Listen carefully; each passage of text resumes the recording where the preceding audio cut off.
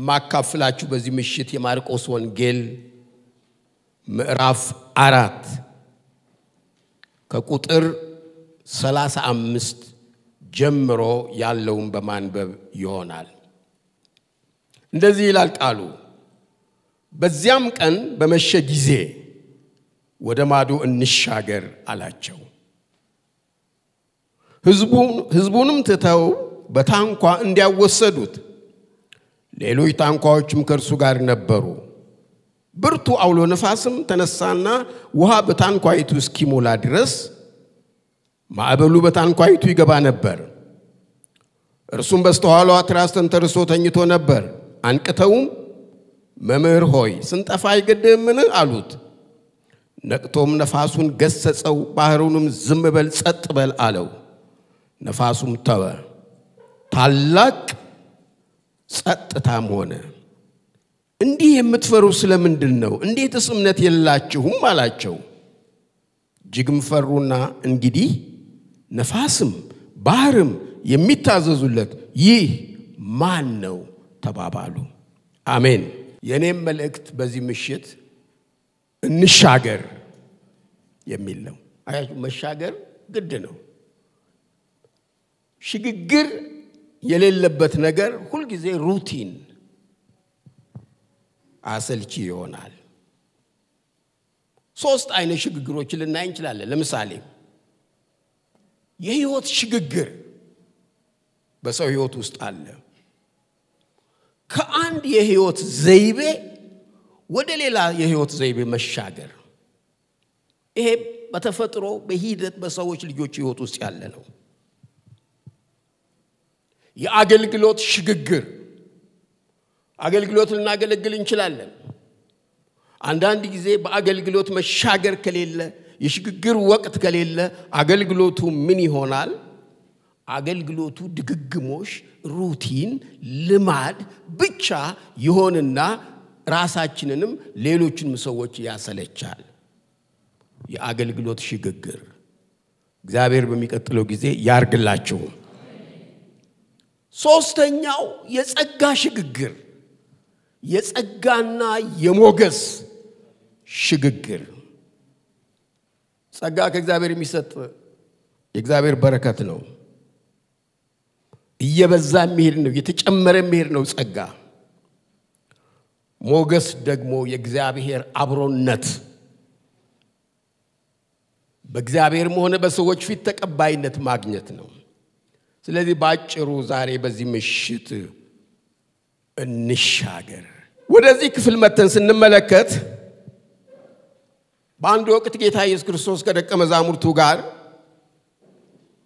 ወቅቱ ስራ የበዛበት ጊዜ ነበር።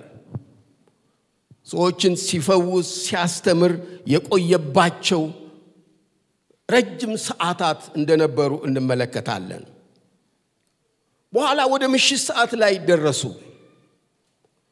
ማርቆስ በዚህ ቦታ ላይ ሲጽፍ ምን ይላል? በቁጥር 35 ላይ በዛም ቀን በመሸ ጊዜ፣ ልብ በሉ፣ መቼ? በመሸ ጊዜ። በዚያም ቀን በመሸ ጊዜ ወደ ማዶ እንሻገር አላቸው። መቼ? በመሸ ጊዜ። ቀጥሎ ሲናገር ምንድነው እዚህ ላይ የሚለው? ሕዝቡንም ትተው በታንኳ እንዲያወሰዱት ሌሎችም ታንኳዎች ከርሱ ጋር ነበሩ። በጣም የሚገርመኝ ነገር ጌታ ኢየሱስ ክርስቶስ ነው ይሄንን ሐሳብ ያቀረበው። ለምንድነው በመሸ ሰዓት ላይ በዛ ባህር ላይ እንሻገር ብሎ ይሄንን ሐሳብ ለደቀ መዛሙርቱ ያቀረበው? ይሄን ትእዛዝ ያቀረበው ብዬ ራሴን ጠየቁ። ሰዓቱ ምሽት ነው። በስራ የዋሉ ጉልበታቸው በስራ የደከመ እረፍት የሚያስፈልጋቸው ምግብ የሚያስፈልጋቸው ሰዓት ነው። ምሽት ላይ ሰው ተልኮ የሚቀበልበት ጊዜ አይደለም። እኔ እርግጠኛ ነኝ ደቀ መዛሙርቱ መቼም ስለ ባህር ያውቃሉ። እነኛ አሳ አጥማጆች ናቸው፣ የገሊላ ሰዎች ናቸው። በባህር ላይ መቼ እንደመጓዝ እንዳለባቸው ኢቭን አሳም እንኳን ለማጥመድ መቼ እንደሚገባቸው በደንብ የሚያውቁ ኤክስፐርቶች ናቸው። ግን ሐሳቡን ያቀረበው እርሱ ነው ባለቤቱ ነው ኢየሱስ ነው እሱን ቻሌንጅ ማድረግ አልቻሉ ቢጥማቸውም ባይጥማቸውም እሺ ብለው መታዘዝ ነበረባቸው ለምን ሐሳቡ ከማመጥቷል ከጌታ በመሸ ጊዜ ምናልባት አንዳንድ ሰዎች መሽቶብኛል ጊዜ አልፎብኛል የምትሉ በዚህ ምሽት ትኖሩ ይሆን በእድሜም አርጅቻለሁ የምትሉ ሰዎች ትኖሩ ይሆን ድካም ተጫጭኖኛል የተለያየ ምሽት በሰዎች ላይ ይመጣል ዛሬ ግን መሸ በመትሉት ነገር ላይ እግዚአብሔር አዲስ ስራ ያስጀምራቸዋል በመሸ ጊዜ የሚገርም ነገር ነው ጌታ ሁሉ ጊዜ ከሰዎች ሐሳብ ጋር እንደ ሰው አስተሳሰብ አይደለም የሚያስበው መለኮት ነውና እሱ አሜን በመሸ ሰዓት በመሸ ጊዜ የሚመከር አይደለም የባህር ጉዞ ቀኑን ጸጥ ብሎ ተረጋግቶ የቆየው ባህር የሚገርማችሁ ልክ ምሽት ላይ መናወጥ ይጀምራል ይሄ የባህር ወይም የውቅያኖስ ጸባይ ነው ጨለማ ነው ምቾት የለውም የጀልባ መገልበጥ ሊገጥማቸው ይችላል ያልተጠበቁ የባህር አውሬዎች ተነስተው ሊያጠቋቸው ይችላሉ ግን ቃል የመጣው ከጌታ ነው ሃሌሉያ ቃሉ ከማመጣ ከጌታ በዚህ ቦታ ላይ እንደምንመለከተው ደቀ መዛሙርቱ ያለ ምንም አወላወል የጌታን ትእዛዝ ሰምተው እየቀዘፉ ወደፊት መሄድ ጀመሩ ቁጥር 37 ላይ እንደዚህ ይላል ወዲያው ምን ሆነ ብርቱ አውሎ ነፋስም ተነሳና ውሃ በታንኳይቱ እስኪሞላ ድረስ ታንኳይቱን ወደ ታንኳይቱ ይገባ ነበር ታንኳይቱን ያስጨንቅ ነበር ምናልባት አንዳንዶች መናገር ያልፈልጉ በዛ ሰዓት አስቡ ይሆናል ይሄው የፈራነው መጣ የፈራነው ደረሰ ብርቱ አውሎ ነፋስ ልብ በሉ ወደ ማዶ እንሻገር ብሎ ይሄንን ሐሳብ ያቀረበው ጴጥሮስ አይደለም ያዕቆብ አይደለም ሌሎች አይደሉም ራሱ ባለቤቱ ዋናው መምህራቸው ኢየሱስ ነው እነሱም ደግሞ ታዘው የሄዱት ቃሉን ሰምተው ነው እንጂ ዝም ብሎ በዘፈቀደ የባህር መንገድ እኛ ባህርን ስንለማመድበት የኖርንበት ነው ብለው አይደለም ግን ነፋሱ ከየት መጣ ነፋሱ መጣ ብርቱ ይላል ብርቱ በሉሲ ብርቱ ነፋስ ይሄ ብርቱ ነፋስ ማለት አደገኛ ነፋስ ማለት ነው አደገኛ ነፋስ አሜሪካኖች ሁሉ ጊዜ በየአመቱ የሚያጠቃቸው ነፋስ አለ ሄሪካን ብዙ አይነት ሄሪካኖች አሉ የቱንም ያህል በሳይንስ የተራቀቁ ሰዎች ሳይንቲስቶች የሞሉባት አገር ቢሆን ሄሪካንን ማቆም አልቻሉም አይችሉም ደግሞ ይህንን ስላረጋገጡና ስላወቁ ምን እንዳደረጉ ታውቃላችሁ እነሱ በየአመቱ በጀት ነው የሚበጅቱት በጀት ሄሪካን ይመጣል ምናልባት መቶችን ከተማ ሊያጠፋት ይችላል እቺን ከተማ እንደገና ለማደስና ለማቋቋም ይሄን ያህል በጀት ብለው ይበጅታሉ አይችሉም ሳይንቲስቶቻቸውም ከየት እንደሚመጣ እንዴት እንደሚመጣ ብዙ ነገር ተገልጦላቸው ይሄን ማወቅ አይችሉም ነፋስ ከየት እንደሚመጣ እንዴት ከባድ ይመስላችኋል በየአመቱ ስንት ጥፋት ሰው ያልቃል ከተማ ይደመሰሳል መሰረተ ልማት ሁሉ ይበላሻል ግን ሰዎቹ እግዚአብሔር ቀደም ብሎ ደግሞ ሀብት ሰጥቷቸዋልና እንደገና ደግሞ ይሰሩታል ወገኖች አንድ ነገር ልንገራችሁ እኔና እናንተ በጌታ ቤት በመንግስቱ ውስጥ ይሄን የወንጌል አገልግሎት ስናገለግል እኛ ቃሉን ሰምተን ማገልገል ነው ያለብን እንጂ ተግዳሮቶች አሉ ፈተናዎች አሉ ፈተናንኛ ልንገድበው አንችልም እርግጥ አንድ ነገር አለ ጌታ ኢየሱስ ክርስቶስ የሚናገር አንዳንዴ ባለመጸለያችን ምክንያት የሚመጡብን ፈተናዎች ሊኖሩ ይችላል አንዳንድ ጊዜ ነው ያልኳችሁ ጸልየንም እንኳን ተግዳሮቶች አይቀሩም ተግዳሮትና ወንጌል አብሮ ጎን ለጎን የሚሄዱ ሁለት ነገሮች ናቸው ይደጋገፋሉ አንዳንዴ የሚመጋገቡም እንኳን ይመስላሉ አንዳንድ ሰዎች ችግር አይፈልጉም ጭቅጭቅ አይፈልጉም ምንም ነገር ጫፋቸው እንዲነካቸው አይፈልጉም ግን ግድ ነውና ፈተና ይመጣል አያችሁ እነኚህ የሰለጠኑ ሰዎች በጀት እንደበጀቱ እኔና እናንተ ጌታን ታምነን ጸጋን አብዛልን ማለት ነው ስለዚህ እግዚአብሔርን ሥራ ስሩ በ2018 ዓመተ ምህረት ወገባችሁን ታጥቃችሁ ወንጌልን ለመስበክና ይሄንን አካባቢ ለመለወጥ ተነሱ አሜን ችግር ቢነሳ ፈተና ቢነሳ ባለቤቱ አብሮ ይቆማል እግዚአብሔር ይቆማል እግዚአብሔር ልዩን ጸጋ በላችሁ ላይ ያመጣል ክብር ለእግዚአብሔር ይሁን ከዛ በኋላ እዚህ ላይ ያለውን ሐሳብ ስንመለከት ሌላው ደግሞ የሚገርማችሁ ነገር ይሄ ሁሉ ካታ ጭንቀት ጩኸት ብርቱ አውሎ ነፋስ ያችን ታንኳ ያስጨነቃት ባለበት ሰዓት ላይ ጌታ ኢየሱስ ክርስቶስ ላጥ ብሎ ተኝቷል ከጀልባው ጀርባ እሱ ተኝቷል እሱ የሰማይና የምድር ፈጣሪ ሁሉም ማድረግ የሚችል አልታወቀም እነኚህ ሰዎች ግን ታውቀዋል ጥቂት ነገር ላሳያችሁ የምፈልገው ጌታ ኢየሱስ ክርስቶስ ምን ሊያስተምራቸው ነው የፈለገው እነኚህ ደቀ መዛሙርት ከዚህ ከሄሪከን ከዚህ ብርቱ ከሚባለው አውሎ ነፋስ በዚህ ከባህር ጉዞ ተግዳሮት ውስጥ ምን ሊያስተምራቸው ፈልጎ ነው አንድ አራት ነጥቦችን ቶሎ አሳይቻችሁ ጨርሳለሁ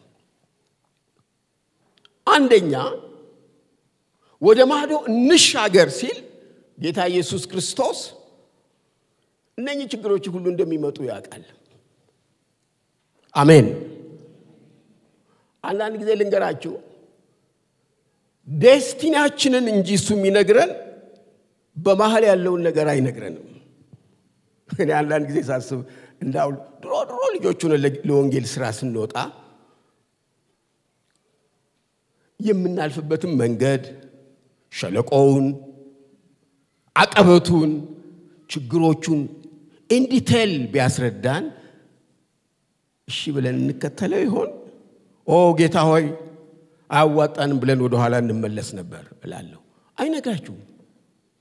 አይነግረንም ከእግዚአብሔር ትልቁ ጥበብ አንዱ ምን እንደሆነ ታውቃላችሁ በመሃል ያለውን ነገር ለማንም አይናገርም ለነቢያቶቹም አልተናገረም ለሐዋርያቶቹም አልተናገረም ብዙ ትላልቅ ሥራ በእግዚአብሔር መንግስት ውስጥ ለሰሩና ላበረከቱ ሰዎች ሁሉ መጨረሻውን አያውቁትም አናቀውም ጌታ ብቻ ነው የሚያውቀው በመሃል ያለውን እሱ ነው የሚያውቀው ሄሪከኑ እንደመጣ ያውቃል ስለዚህ ሊያስተምራቸው የፈለገው አንደኛ የጌታን ድምጽ ሰምቶ መታዘዝ ይሄ አንዱና ትልቁ ትምህርት ነው ከጌታ ጋር ተጣብቀን ስንኖር ጌታን ስታገለግሉ በእግዚአብሔር ቤት ስትኖሩና ስትመላለሱ ጌታ ተናገረ በቃ ድምጹን ሰማችሁ ታዘዙ በቃ ስለገባን አይደለም ቢገባንም ባይገባንም መታዘዝ ቢገባንም ባይገባንም ለዛ ድምጽ መገዛት ገብቶን አይደለም አኛ ብዙ ነገር ገብቶኝ አይደለም እኔ ሙሉ ጊዜ ነው የሰጠሁት ብዙ ያልገቡን ነገሮች አሉ እስካሁንም አይገቡንም እንኳን አሉ ወደፊትም አይገቡንም ይሆናል ወደ ላይ ወደ ጌታ እስከምንሄድ ጌታን ግን መታዘዝ የዕለት ተዕለት ተግባራችን ይሆን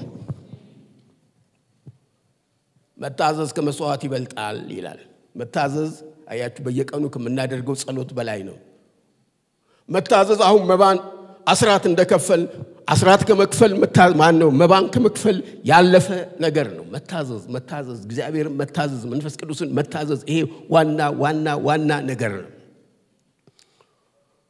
እኔ አስተውሳለሁ በትላልቅ ጉባኤ ላይ ድሮ የድሮ ጴንጤዎች በጣም ሴንሲቲቭ ናቸው ለመንፈስ ቅዱስ ድምጽ የተጣሉ ሰዎች በትንቢት የታረቁበት ዘመን እንዳለ አቀልብ ድንገተኛ የሆነ እግዚአብሔር መገለጥ በጉባኤው ላይ መጥቶ አንዱ በአንዱ እግር ላይ ወድቃል ለምን ተናጋሪው መንፈስ ቅዱስ ስለሆነ አሜን ስለዚህ መታዘዝ የደቀ መዝሙር ባህሪ ነው የጌታ ተከታይ የሆነ ሁሉ ነው ደቀ መዝሙር ማለት የጌታው ተከታይ የመምህሩን የሚከተል ማለት ነው ደቀ መዝሙር ማቴቴስ በግሪክ የመምህሩ ተከታይ ነው እሱ መከተል ሌላ ምርጫኛ የለንም እሱን መስማት ይሄ ዋና ነገር ነው እነኚህ ደቀ መዛሙርቶች ጥያቄ ሳይኖራቸው ይቀር አይመስልኝም ያቀርታል ጥያቄ አላቸው ግን ጌታ ተናገረ ባይገባንም በቃ እንሂድ በዚህ ምሽት ቢደክመንን እንሂድ አንዳንድ ችግሮች ሊነሱ ይችላሉ ብለው የሚጠረጥሯቸው እነኚህም እንኳን ቢኖሩ ጌታ ተናግሯል አሜን ጌታ ተናግሯል እንደዛ ሆነ ደሞ ጌታ አብሯቸው ነው አለ ኢሳይያስ 43 ቁጥር 2 ላይ ምን ይላል በውሃ ውስጥ ባለፍክ ጊዜ እኔ ካንተ ጋር ሆናለሁ አሜን በወንዞችም ውስጥ ባለፍክ ጊዜ አያሰጥሙም በእሳትም ውስጥ በሄድክ ጊዜ አትቃጠልም ነበልባሉም አይፈጅህም ለምን እግዚአብሔር አለ ጌታ እኮ አለ በጀልባይቱ ውስጥ እኮ አለ ከዛ በላይ ከማናወጥ በላይ ሊያጠፋቸው አይችልም እሺ እነሱ ቢጠፉ ጀልባይቱ ብትሰባበር ጌታ ሊጠፋ ነው አይጠፋም አንዳንድ ጊዜ ዝም ብለው ነው የምንታወቀው የተፈጥሮ ጉዳይ ሰዎች ስለሆነ እንጨነቃለን እንታወካለን ማሰብ ከሚገባም በላይ አልፈን እናስባለን እንጂ ስለ እውነቱ ከሆነ ጌታ ያለ አጠፋም ጌታ ያለ ከጥቅም ውጭ አትሆንም ጌታ አለ ካንተ ጋር አለ ከቤተ ክርስቲያን ጋር አለ ከአገልጋዮች ጋር አለ ነበልባሉም አይፈጅም እሳት ያቢነድም አይፈጅም ይላል ሁለተኛ ጌታ ሊያስተምራቸው የፈለገውን ምንድነው ብዬ ሳስብ መንፈስ ቅዱስ የነገረኝ እምነታቸውን ለማየትና ለመፈተሽ ነው እምነት ቴስት ይደረጋል አስተማሪዎች ያስተምሩና በየተርሙ ቶሎ ቴስት ይሰጣሉ ቴስት ምን ያህል ገብቷቸዋል ምን ያህል ተከትለውናል እነኚህ ተማሪዎች እንደውም ሳያስቡት ነው ቴስት የሚሰጠው ቴስት ማድረግ ይፈልጋል እግዚአብሔር ቴስት ያደርጋል ይፈትናል ከሱ ጋር አብረን ምን ያህል እንደኖር እነኚህ ደቀ መዛሙርት ጌታ ጠርቷቸዋል ወደ ተራራ አውጥቶ እነኛን አስደናቂና ግሩም የሆኑ የተራራውን ትምህርት አስተምሯቸዋል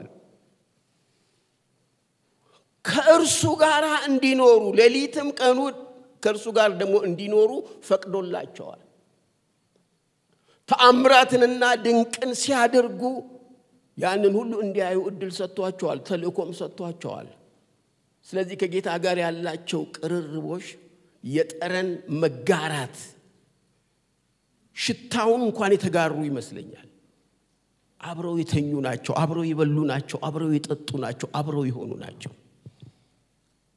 እስቲ ቴስት ላርጋቸው ምን ያህል ትምህርቴ ገብቷቸዋል ምን ያህል አውቀውኛል ያለ ይመስላል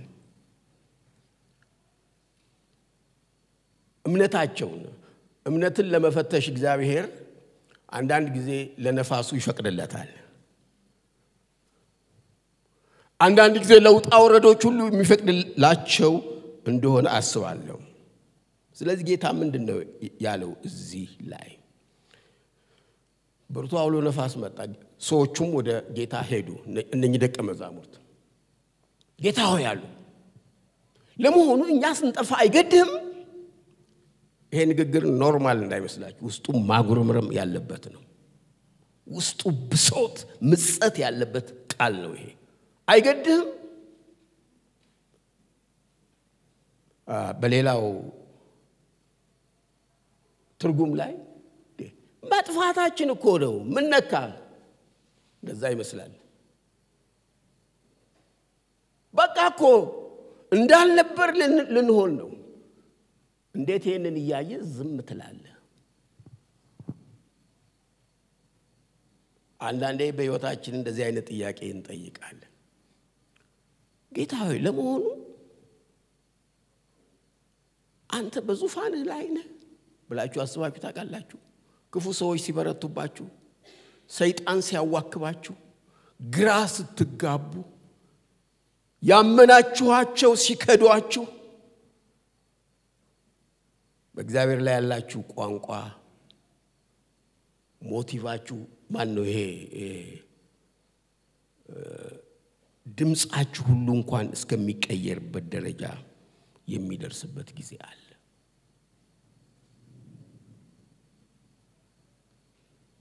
መጥምቁ ዮሐንስ ሄሮድስ አሳስሮት በነበረበት ጊዜ መልእክተኞች ላከ ለመሆኑ አለ የምትመጣው አንተ ነህ ወይስ ሌላ እንጠብቅ መጥምቁ ዮሐንስ በዛ ምድረ በዳ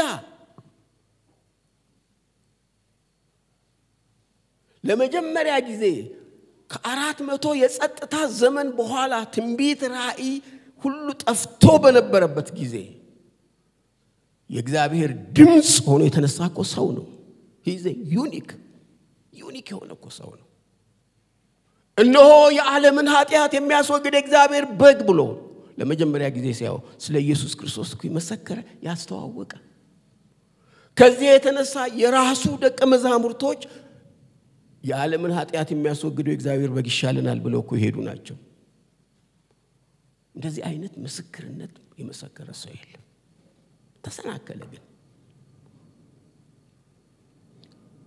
በሄሮድስ እስር ቤት በነበረበት ጊዜ ግን መልእክተኞች የላከው ምንድነው ጌታም ዝም አለው እሱ ሲታሰር ጌታም ዝም አለው አልሄደም ወደ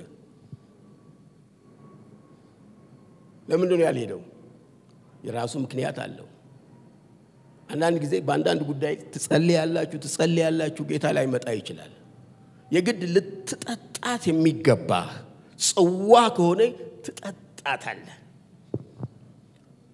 እሱም የሚጠጣት ጽዋ ለሱ ደግሞ ወደ መስቀል ነው የሚሄደው ከዮሐንስ የበለጠ ጽዋ ለሱ ተዘጋጅቶለታል እኔ እንደምገምተው እንደዛ ብሎ አልተናገረም አይ ጆን እዚህ ላይ እንግዲህ አረዳህም ትጠጣታለህ በሰማዕትነት ታልፋለህ በሰማይ እንገናኛለን በአክሊል ለኔም ደግሞ የተዘጋጀች አለችኝ በዚያ አረዳህም ያለ መስል ጌታም ሄደ እንዳውም ዮሐንስ ታሰረ ሄሮድስ አሰሮ ሲባል ዞር ነው ያለው ጌታ ዞር አለ አላማው ነው እንደዛ የሚያደርገው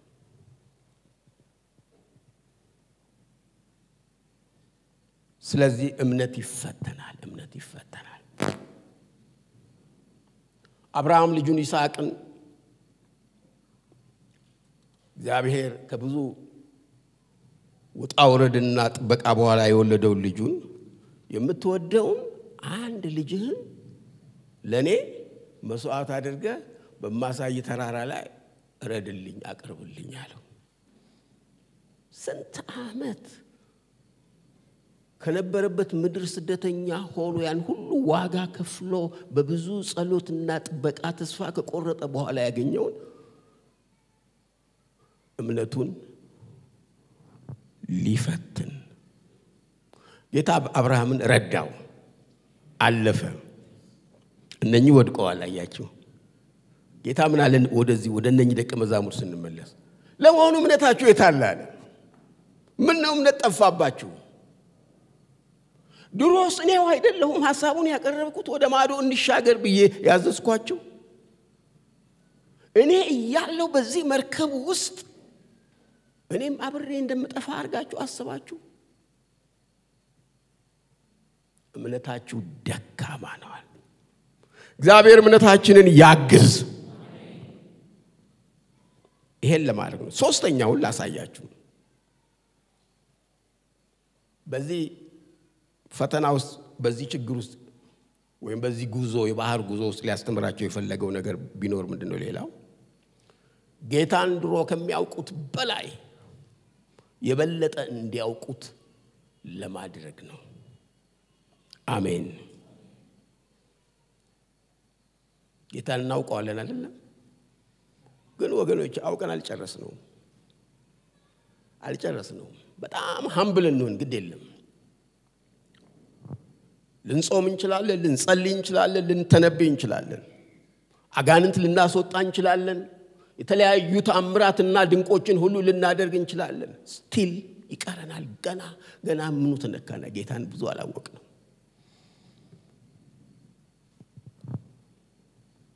እነኚህ ሰዎች ጌታን የሚያውቁበት የተለየ ልምምድ ነበራቸው።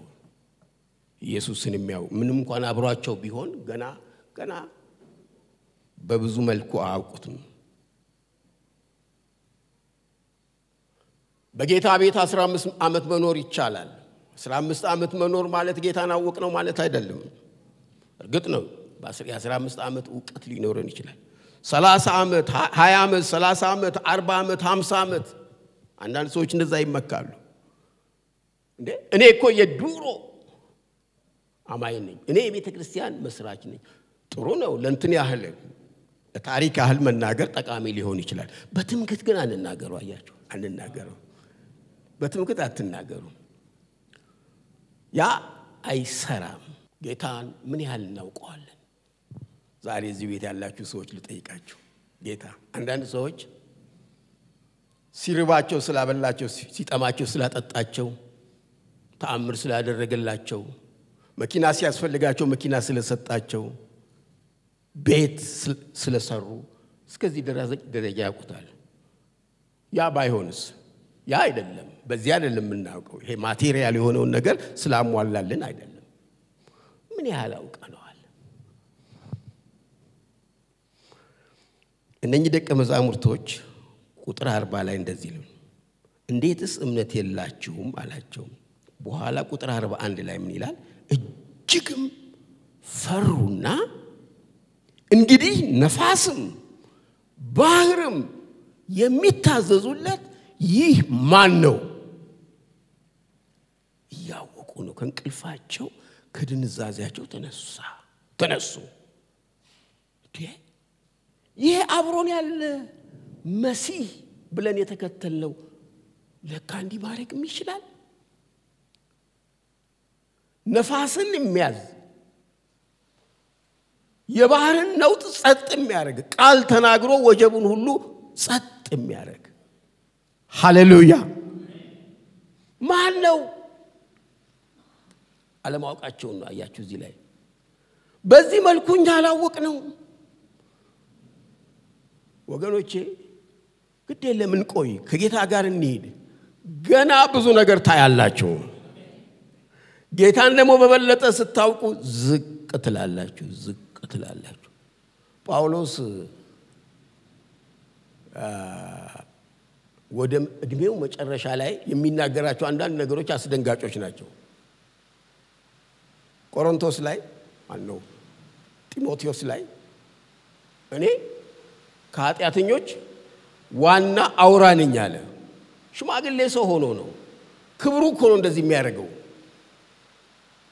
ከቅዱሳን ሁሉ ይልቅ ደግሞ የማንስ ነኝ። ገና ወጣት ሆኖ አይደለም፣ በጌታ ቤት ቆይቶ ወንጌልን ለብዙ ዘመን እኮ ከሰበከ በኋላ ነው። የሰውየው እድገት እንዲወደታች ነው።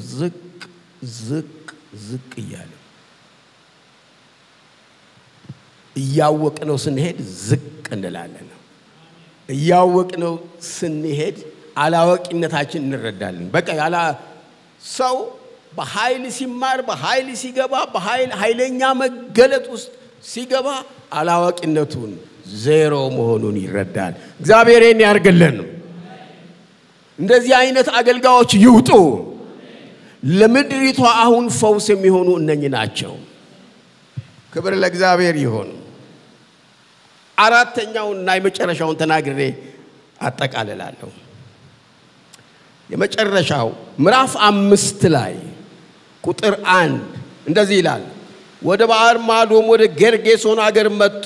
ከታንኳይቱም በወጣ ጊዜ እርኩስ መንፈስ የያዘው ሰው ከመቃብር ወጥቶ ወዲያው ተገናኛቸው።